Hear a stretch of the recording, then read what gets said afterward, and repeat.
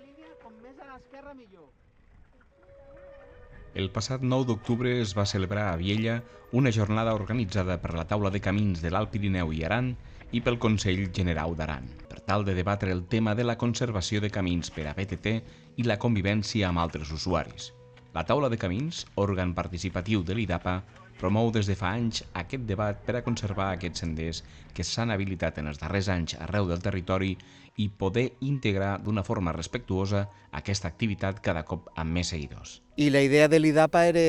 fer una taula rodona per tal de treure unes conclusions, per redactar unes accions a fer, per tal de cobrir el seu expedient de BTT i camins per una bona conservació i una convivència entre usuaris. Simplement vol ser com una pluja d'idees entre diferents agents,